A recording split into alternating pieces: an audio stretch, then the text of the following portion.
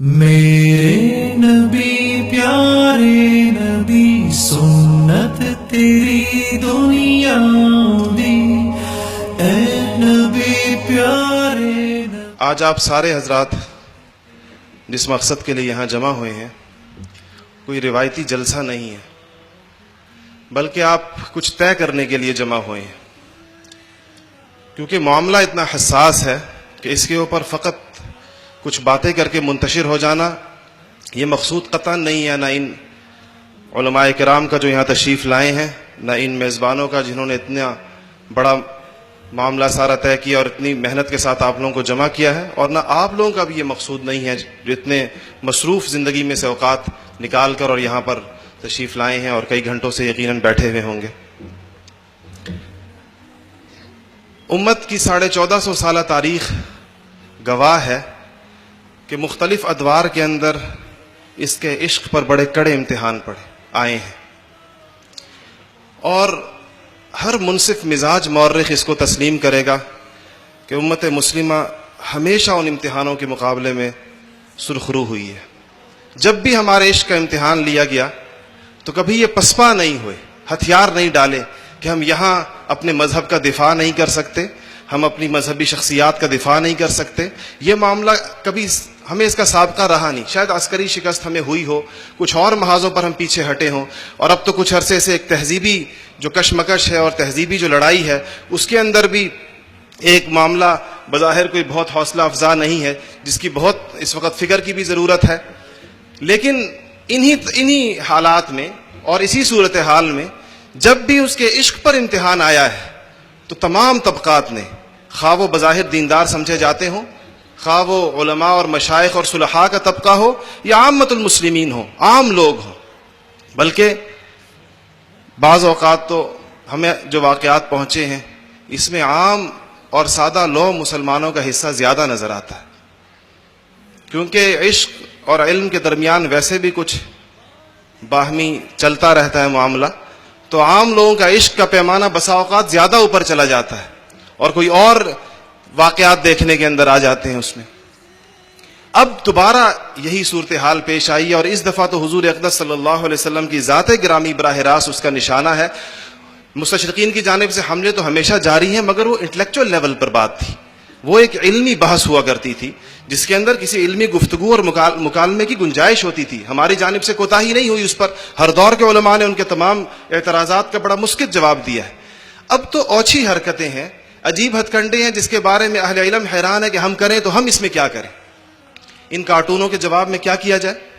یہ فتنہ نام سے جو فلم ریلیز ہونے چلی ہے اور اس کا ٹریلر غالباً ریلیز ہو بھی گیا ہے، اس کے جواب کے اندر کیا کیا جائے؟ سوچ و بچار کے بعد ان حضرات کی رائے یہ ہے کہ جس قوم کے ساتھ معاملہ پڑا ہے اور جن لوگوں کے ساتھ ان کی جو نفسیات اور جو ان کا مزاج ہے، جو ان کی ترجیحات ہیں، جو ان کے میلانات ہیں، ان کو دیکھ کر کہا جا سکتا ہے کہ اگر ہم یہاں اپنے اخبارات کے کالموں کے صفحے سیاہ کر دیں کوئی خاص فرق نہیں پڑے گا. ہم اپنے ملک میں ہڑتال کر دیں اور اپنے تجارتی اور معاشی سرگرمیوں کو جام کر دیں، شاید اس سے بھی ان کے اوپر کوئی فرق نہیں پڑے گا.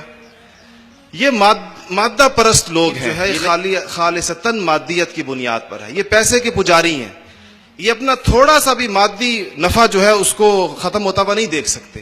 اس لیے یہ جو آپ حضرات کو دعوت دی گئی ہے، تاجروں اور صنعتکاروں کو، اس معاملے میں اب جو نیا ہمیں معاملہ درپیش ہے اس کے اندر گیند آپ کے کورٹ کے اندر ہے، اس کا فیصلہ اب آپ کے پاس ہے.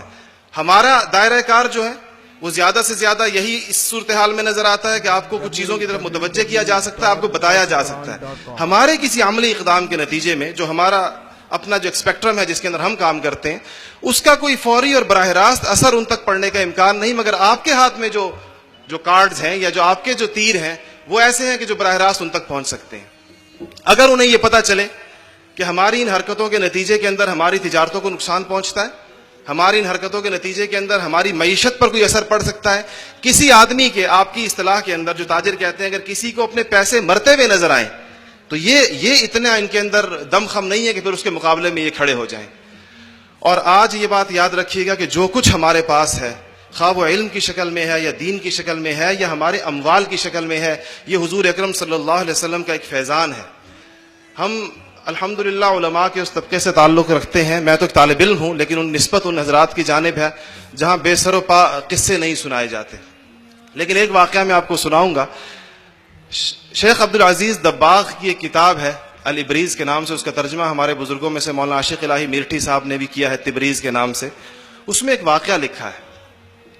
انہوں نے کہا کہ شیخ امی تھے, لکھ پڑھ نہیں سکتے تھے, ان کے مرید لکھا کرتے تھے. یہ کتاب بھی ان کے ایک مرید نے لکھی ہے, ان کے اقوال کو اور ان کے ملفوظات کو جمع کیا ہے.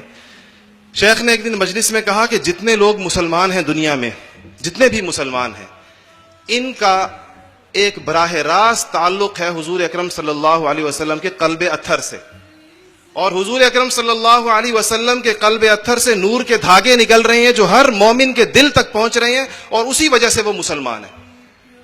نور کے ان دھاگوں سے جو اتصال اور تعلق ہے رسول اللہ کے قلب سے ہر مسلمان کو, اس قلب اطہر سے تعلق کی وجہ سے اس کو دولت اسلام نصیب ہے. تو کوئی 2-3 ملحد یا دہریہ قسم کے لوگ بیٹھے تھے, کہنے لگے شیخ یہ کیا بات ہوئی کہ جی حضور اکرم صلی اللہ علیہ وسلم کے قلب سے تعلق کی وجہ سے ہم مسلمان ہوں. تو شیخ پر شاید کوئی کیفیت طاری ہوئی. حدیثوں میں آتا ہے کہ اللہ والے بعض چیزوں پر قسم کھا لیتے ہیں تو اللہ ان کی قسموں کو پورا کرتے ہیں. شیخ نے کہا تمہارے دھاگے کاٹ دوں, اگر تم سمجھتے ہو کہ یہ کوئی رسول اللہ کے قلب سے ہمارے اسلام کا تعلق نہیں, تمہارے دھاگے کاٹ دوں؟ کہنے لگے کاٹ دیجئے. مریدوں نے لکھا شام کو تینوں مرتد ہو گئے, تینوں نے اسلام چھوڑ دیا. تو یہ جو ہمارا معاملہ ہے, ہمارا دین ہے, ہمارا یہ حضور اکرم صلی اللہ علیہ وسلم کی ذات سے, آپ کے قلب مبارک سے ہمیں تعلق ہے, اور اس کا اثر حضرت مولانا ابو الحسن علی ندوی صاحب رحمۃ اللہ علیہ جب بھی جایا کرتے تھے اور ان کی جو تقاریر ملتی ہیں, جو تاجروں کے مجمع میں خطاب کیا کرتے تھے, تو یہ ضرور بتایا کرتے تھے کہ آپ کے یہ اموال بھی رسول اللہ کی دین ہے. صدقہ ہے کہ حضور اکرم صلی اللہ علیہ وسلم کی نبوت کا اثر ہماری دنیاوی زندگیوں کے اوپر بھی ہے.